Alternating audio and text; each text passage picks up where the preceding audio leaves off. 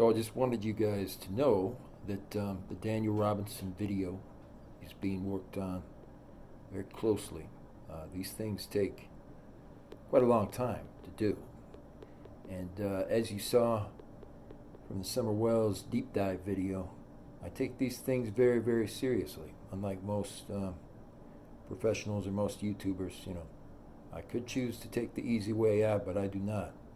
And there's a lot of in-depth research and study and so on, and even setup that went into creating some of the recent missing person videos, specifically Summer Wells, that you don't even know about. So I always go the extra mile with anything I do. Every single bit of the video and the content on certain projects, such as the Jones Brothers research video, was done meticulously like a surgeon would do, cross-checking every single thesis, every single analysis, every single angle, and backing it up with meticulous evidence. I'll also be first to admit in this particular case that I did not spot the original red truck dealing with Ethan and David Wise. That was done by Missing But Not Forgotten on YouTube, and she received the full credit for that key information. But there's a lot that goes into my videos, and I just want you guys to understand and recognize it is a very meticulous process that I do.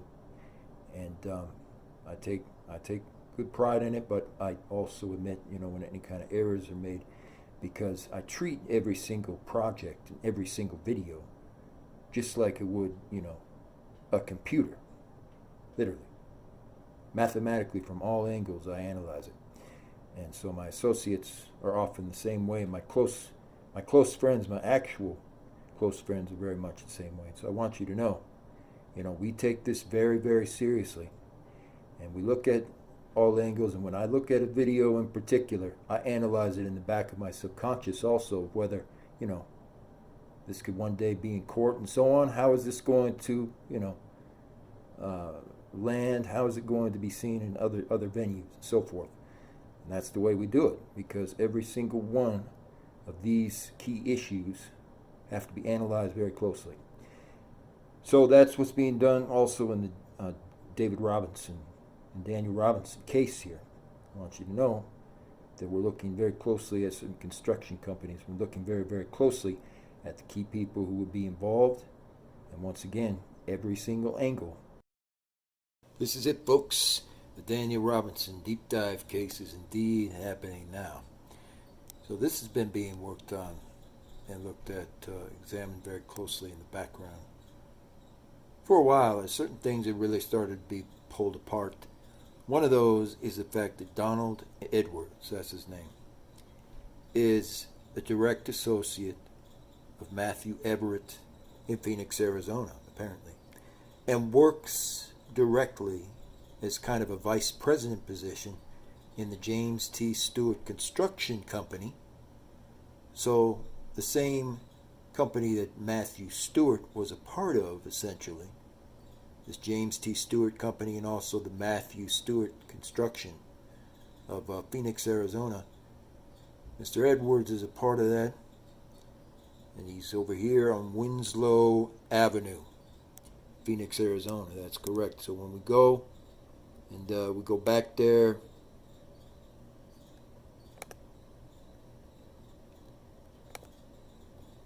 we go back there and we start looking at this, we see something very strange, finally right away. At this construction site are these UPS trucks. That's right. And they're right here at this Quesco kind of natural gas utility company, or some kind of diamond type of company for some reason, which appears to possibly deal with mining. And this is right next to the Stewart Construction Company. The Donald Edwards officially is basically a vice president position now. So I started looking into this, a little more carefully, and it appears to be the case that Matthew Matthew Stewart has moved on from just being a simple person of interest, possibly being one of the main persons of interest in this whole Daniel Robinson situation. He definitely knows some key things about Robinson and about Robinson's whereabouts. I do suspect that Robinson may still be around, meaning he may still be with us. It's really hard to say, okay, but this is important because, again, they have this construction company here in Phoenix, Arizona. And you can't ever make anything like that up. Their construction company runs parallel in at least two different places. It runs parallel in Phoenix, Arizona, and also appears to run parallel in Tucson. That's right, Tucson, Arizona. Donald Edwards works at both of these areas for some reason. And the trucks, including the truck that looks like it may have belonged to TruGreen at some point, are seen coming in and out of the construction site for this Stewart construction zone. So, there's a lot to say about this. The theory, as it's beginning to go, is that perhaps Mr. Robinson came across the Stewart's construction company by accident and may have trespassed on their property, and then maybe they even told him to get out of here, go away or something, and then maybe certain other things did not happen, but maybe they knew somebody who came along, so to speak. Maybe they ran into the person who made Robinson disappear. Because you see, trespassing, when you get involved in trespassing with a construction type of site, that's a very serious allegation. They could prosecute you for years. And, as long as it's backed up. And, Donald Edwards is kind of a nasty kind of type of individual. He's not very nice, that's for sure.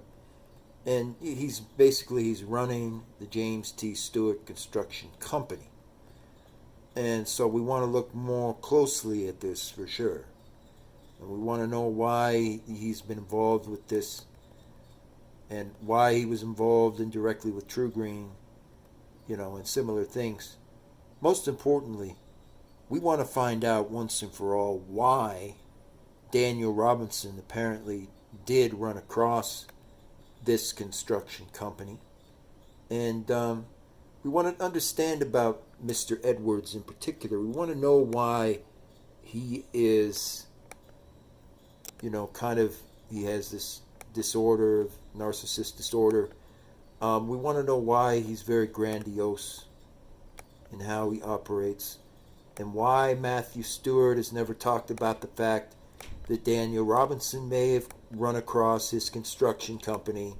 And most of all, what is going on in these construction yards? We're seeing some very strange things happening here in these construction yards, and we're going to look at that very closely. Thank you. There it is, folks. We're in the deep dive on the Daniel Robinson case.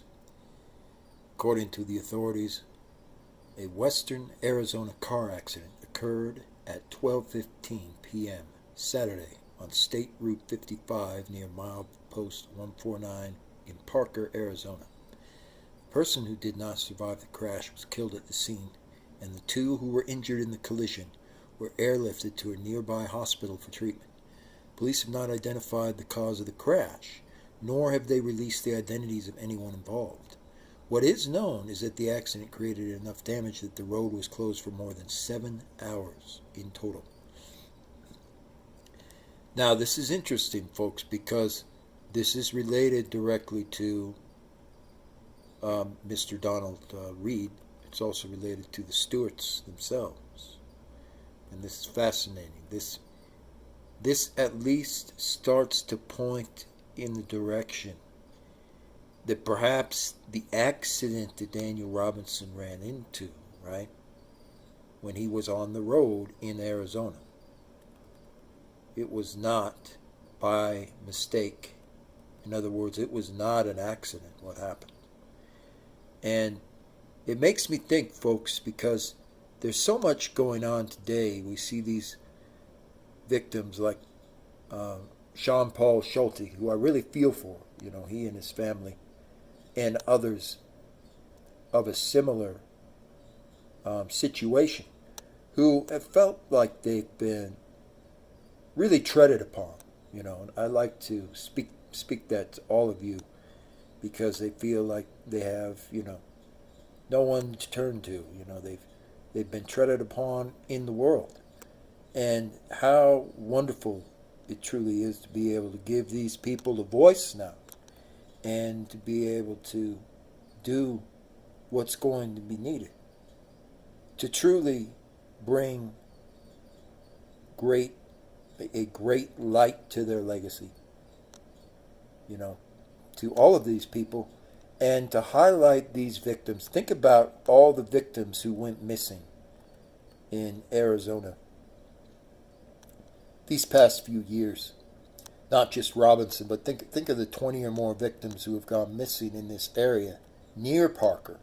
And how great this is, folks, to see for the first time.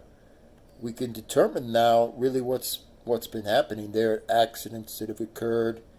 Some of these accidents may have been deliberate collisions. Some of the people who have not released their names, are victims, are now being able to determine that this may be related to this Stewart construction company. And so finally real answers are starting to be delivered. And that's what this is all about. That's why we always do what we do. Thank you. This is it, folks. And this is why it's called a deep dive. Big time.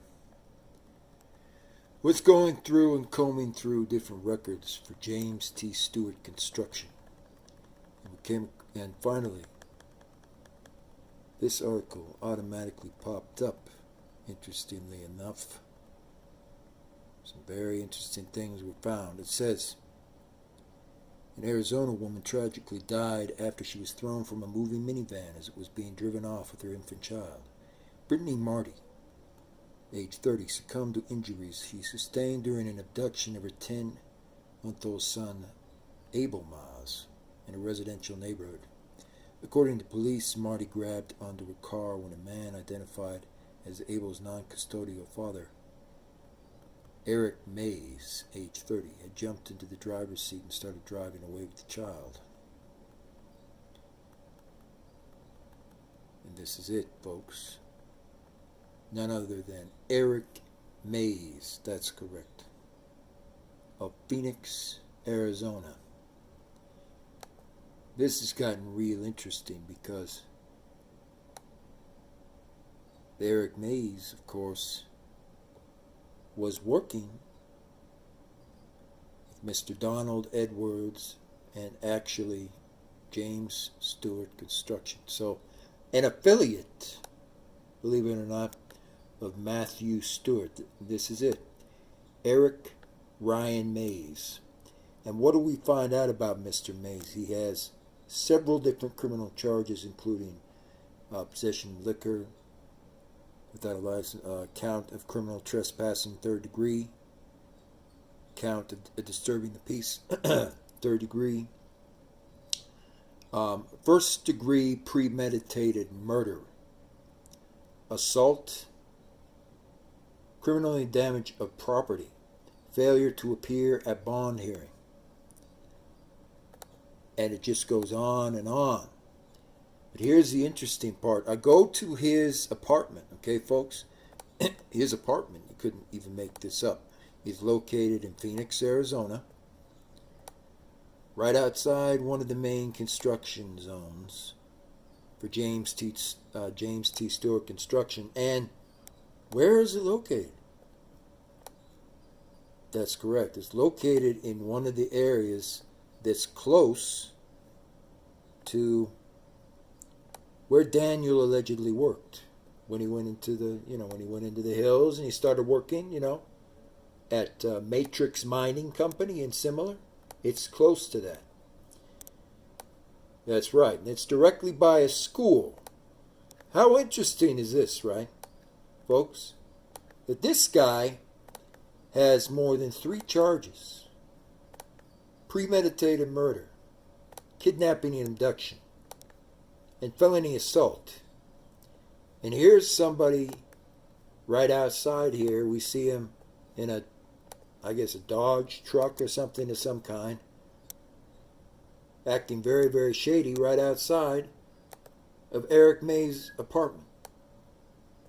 It's fascinating because we find out Eric Maes is, of course, tied directly to Donald Edwards. That's right. So now, I would say for the first time, in this deep dive, we have a possible suspect. That's correct. I'm using the big words now. Suspect in the situation that unfolded with Daniel Robinson.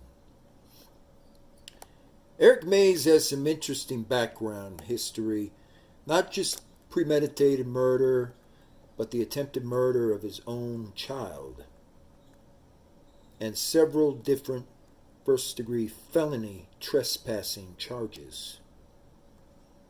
Right? That's right. Eric Ryan Maes. Many different aliases. And when you begin to think of it, with the fact that he's tied to the Sextons, and he's tied also to Matthew T. Stewart. So apparently Matthew Stewart had heard of Eric Maes, which is kind of ironic when you think about he has many, many criminal backgrounds for shoplifting and armed robbery. That's correct.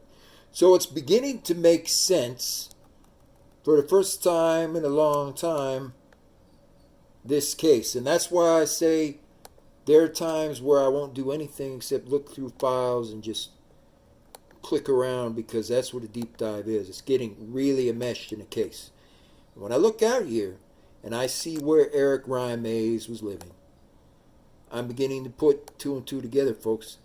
I firmly suspect now, I believe it's very plausible, Eric Maes may have been involved with Caitlin. That's correct. And may have indeed abducted Daniel Robinson or attempted to kidnap him.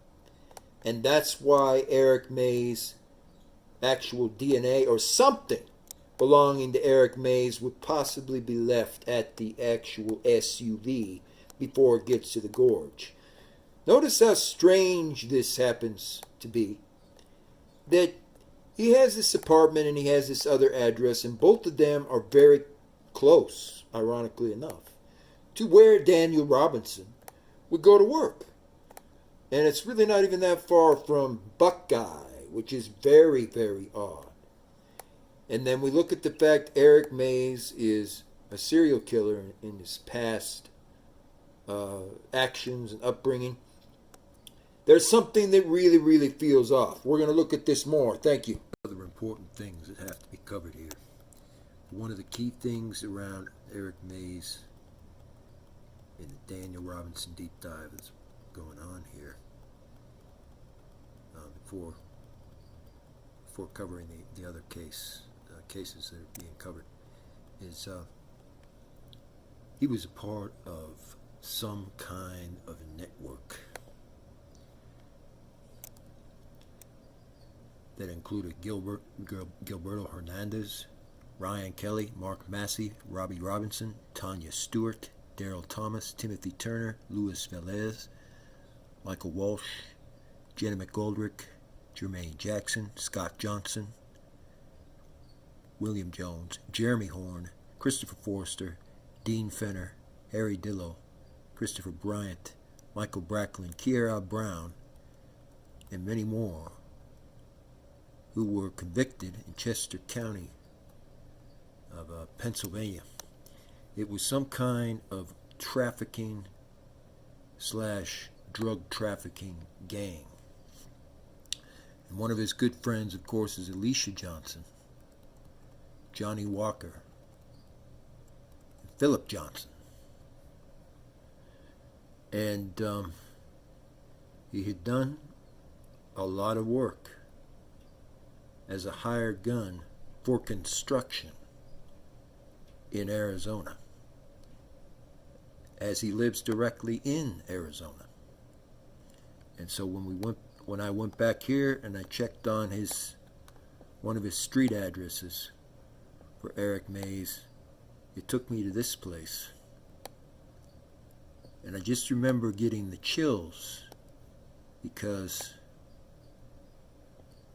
it reminded me of one of the construction sites that's been run by, of course, James T. Stewart Construction, that's also affiliated with him. And this is, again, not that far away, folks, from the actual company where Daniel Robinson would work. So this is very very suspicious and disturbing, to say the least. And I've had intuition on this, because when this started popping up, I got the chills. I've had intuition on this, that Maes was directly involved with what happened to Daniel. Now, if he was the only one involved, that's a good question. It really is going to require a lot of attention to determine that. But he knew the construction company, apparently. He had worked for these people before. They claim that Eric Maes has disappeared, but that can't even be verified or confirmed yet, of whether he disappeared to a suicide or something else. Nobody can verify or confirm where Eric Maes, that's correct, has gone to. And the other interesting part about this whole situation is Eric Maes was found at that crash site in the past in Arizona that was near Parker. And of course, he was at the crash site where his girlfriend was finally killed. So there's more to look at and examine. Much more. Stay tuned. Because Edwards has been at a number of companies and was associated with Kaufman, Harris, and someone else who was a part of this gang, including David Price. This makes me wonder, is it possible that what truly happened is Robinson came across, there's Richard Anderson as well, that Robertson came across this construction site for some reason that employs Matthew Stewart and so on, and Edwards found out about it, and maybe he told, because what's strange is Edwards has a number of criminal convictions for fraud and things like that. Maybe he told Eric Maes, for example, we don't care what you do, but don't come back to work for us again if those black crackers are around or something, and use some kind of slurred slang word. Maybe had in the case of this situation, they had no idea who Daniel or anybody was, but they were like, we saw somebody who was colored skin and we don't ever want to see them. We saw them when you came back on the property. And he could have told something like that, perhaps, to Maes, is what I'm suggesting once again with this whole situation. And Maes took that, how he took that, and then Maes ran across Daniel Robinson somehow and attempted to kidnap him and perhaps kill him because of the interesting background we see. There's very little that can explain the fact that Maes was not working, at the time, but lived just a few blocks away from the construction zone and also from the office and living quarters of Donald Edwards. You can't explain that easily. And so I've come to recognize a theory that may be plausible in this situation now, is Eric Maes could have been told something by Edwards and someone at the company to the effect of, don't come back if we see anyone black or we see any colored people around. Don't bother to come back. And they may not have understood what they were suggesting, but Maes ended up running into Daniel Robinson then at some point and trying to kill him. That's the easiest explanation so far for where this evidence is pointing. And there's so much more to cover. Thank you. This is the part that was very strange. It's going to deserve a whole nother video on top of that. This is where Donald M. Edwards worked and lived for a long time. You see a strange white Ford out in front and so on in this office area. Now this was directly not more than maybe a mile or so away from where Eric Maes lived. There's a construction site zone right here. And then, of course, right down the road from here, we can locate the James T. Stewart Construction Company again and the Matthew Stewart Construction Business. What's strange about this is, again, an abandoned car lot.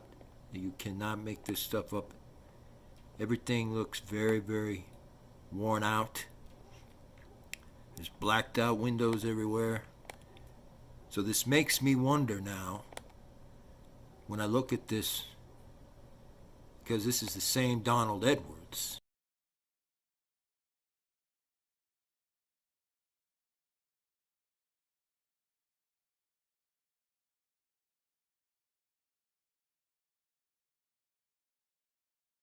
So how's it going, guys? How are you all doing in there?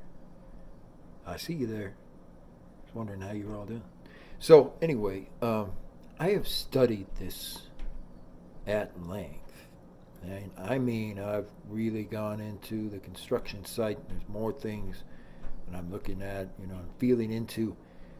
But Mr.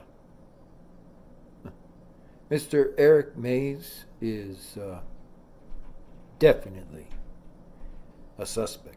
And I'm beginning to wonder, folks, really, as it gets studied really, truly in depth, if Eric Maes didn't perhaps have a relationship of some kind with Caitlin, because it seems like, anyway, Donald Edwards talked about a lot of different things, and it seems like all the rage nowadays is every single case seems to have some kind of unfortunate love triangle of some sort. And so I really do question, based upon surveillance I've had on the vehicle that belongs to Maes, of whether or not maybe he did know Caitlin. And that's going to be very, very important to determine those things, because you can't just be going to a construction site a lot or even working there part of the time and so on and be so near where Caitlin lives and not necessarily have something else going on. And we're going to look at that. I think there's a lot more that needs to be covered. Thank you.